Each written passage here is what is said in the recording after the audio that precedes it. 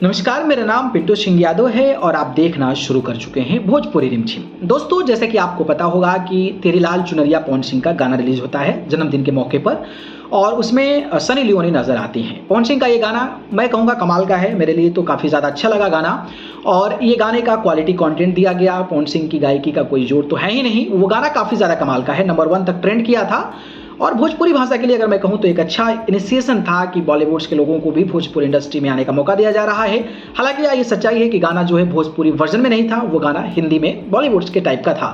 हालांकि फैंस जो है वो काफ़ी ज़्यादा प्यार दे रहे हैं, अपने आप को गौरवान्वित भी महसूस कर रहे हैं। लेकिन इस गाने का कुछ लोग विरोध भी कर रहे हैं और विरोध खुले आमतौर पर मगहिया जवान बखूबी आप जानते होंगे, नाम तो लेना ही चाहिए भाई, क्योंकि किया जा रहा है विरोध।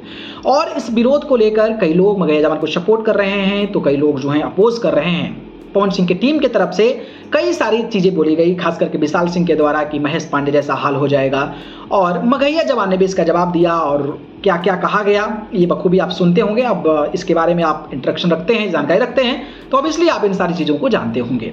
लेकिन इस मुद्दे पर मेरा एक ओपिनियन है, मेरी एक राय है और मैं कुछ जो है मैं सोचा कि लगा कि मुझे आप लोगों को कुछ कहना चाहिए। देखिए, भोजपुरी इंडस्ट्री में कई सारे यूट्यूबर हैं, कोई खेसारी लादो को लेकर न्यूज़ बनाता है, कोई पवन सिंह को लेकर न्यूज़ बनाता है, कई लोग दोनों को लेकर बनाते हैं, कोई लोग ऑथेंटिक इन्फॉर्मेशन देते हैं, कई लोग जानकारी देते हैं, कई लोग खबरें बताते हैं और कई चैनल्स ऐसे भी हैं जो बस विवादों पर बोलते हैं। उनको न्यूज़ से मतलब नहीं है, भोजपुरी भाषा में क्या हो रहा है, भोजपुरी इंडस्ट्री में कौन से रिकॉर्ड्स बन रहे हैं, उनको नहीं लेना देना है। और बस जहां भी वो कंट्रोवर्सी देखे, जहां भी विवाद देखे, वहां पर आकर अपना मुंह चबर जो है वो चलाने लगते हैं। इसमें एक और बड़ी बात कहना चाहूंगा कि कई सारे मैंने यूट्यूबर्स देखे हैं, हालांकि जब भोजपुरी इंडस्ट्री से जुड़ा कोई काम होता है तो ऑब्वियसली हम भी देखते हैं यूट्यूब पर और कई सारे लोगों के वीडियोस को देखा जाता है। इनमें से कुछ ऐसे यूट्यूबर्स हैं जो अपनी मर्यादा को भूल जाते हैं, मतलब जब बोलने लगते हैं तो ऐसे आपत्तिजनक शब्दों का इस्तेमाल करते हैं, ऐसे घटिया शब्दों का प्रयोग करते हैं जो हमारे समाज में स्वीकार्य नहीं है। यानी कि अगर आप किसी के पेरेंट्स को दिखाएं, वो खुद अपने माँ बाप को दिखाएंगे अपने वीडियोस को, तो शायद उनके माँ बाप जो है वो मुंह सामने फेस टू फेस करके नहीं सुन पाएंगे। लेकिन हमारे भोजपुरी इंडस्ट्री में कई सारे ऐसे यूट्यूबर पैदा हो चुके हैं, हालांकि उनके सब्सक्राइबर्स बहुत अच्छे हैं, लेकिन उनका एक लहजा जो है, उनका जो टोन है, उनका जो भाषा है, उनका जो लैंग्वेज है, वो एकदम बिल्कुल जो है घटिया किस्म का है। और मुझे लगता है कि अगर आप पब्लिक डोमेन में हैं, पब्लिक डोमेन में काम करते हैं, लोगों के बीच आपकी शकल जाती है, लोगों के बीच में आप खबरें बताते हैं, लोगों के बीच में आप एक प्रभावशाली व्यक्ति के रूप में अपनी पहचान बनाने के लिए आए हैं, तो ऑब्वियसली आपको थोड़ा सा लहजा, आपकी जो भाषा है, आपकी जो मर्यादा है, उसमें भी बहुत सारी चीज़ें बोल सकता है। आपको किसी चीज़ का विरोध करना है, उसका भी एक प्रोसेस होता है, उसका भी एक तरीका होता है, उसका भी एक तौर तरीका होता है, जिसके माध्यम से आप जो है एक आसान भाषा में अपनी चीज़ों को एक्सप्लेन कर सकते हैं। लेकिन नहीं, वो आते हैं घटिया, एकदम कहा था निस्तम स्तर की सोच वाली जो विचारधारा होती है, जो निस्तम स्तर की सोच के जो शब्द होते हैं, उसको इस्तेमाल कर देते हैं। और मुझे नहीं लगता है कि वो ऐसा करते हैं तो उनको क्या फ़ायदा होता है, और उनको पता नहीं, समझ नहीं आता है कि वो जब भोजपुरी इंडस्ट्री में इस तरीके के लैंग्वेजेस का प्रयोग करते हैं तो लोग क्या सोचते होंगे, उनको बिल्कुल भी इम्पैक्ट नहीं पड़ता है।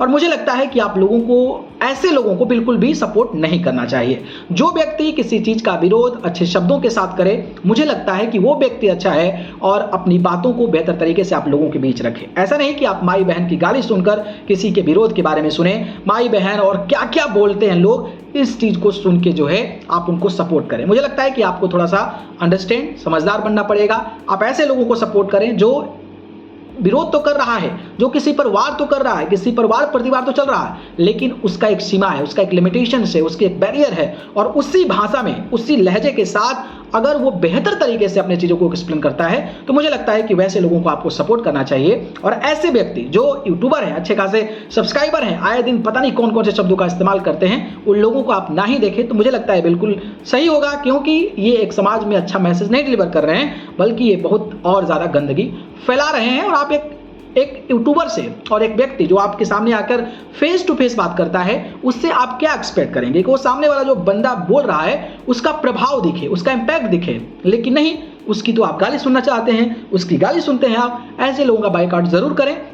और मैं तो फिर से कहना चाहूँगा कि आप किसी चीज़ का भी विरोध करते हो तो एक लहजा होना चाहिए, आपके पास एक अच्छे शब्द सिलेक्शन होना चाहिए, जिसके माध्यम से आप उनका विरोध करें। विरोध करना बहुत अच्छी बात है, समाज में विरोध करना एक मुझे लगता है कि वीरता का प्रयोग है। अगर आप किसी चीज़ को गलत देखते हो तो ऑब्वियसली आप उसका विरोध करो, लेकिन नहीं, अगर आप उसका विरोध कर रहे हो और आप अमर्यादित भाषा का प्रयोग कर रहे हो तो मुझे लगता है कि आप उसका साथ दे रहे हो और उस चीज़ को और बढ़ाने में आप अपना जो है समय व्यतीत कर रहे हो। तो ये अपडेट था, एक जानकारी था, मुझे लगा कि अपना भी एक ऊपर व्यू जो है इस पर दे देना चाहिए। बाकी आप लोग इसको कैसे देखते हो? क्या आप लोग ऐसे यूट्यूबर्स को देखे हो जो एकदम घटिया शब्दों का इस्तेमाल करते हैं? उन लोगों का नाम भी लिख लोगे तो शायद मुझे लगेगा कि आप सभी को समझ में भी आ रहा है। ठीक है, चलिए कमेंट बॉक्स में जरूर बताइए। धन्यवाद।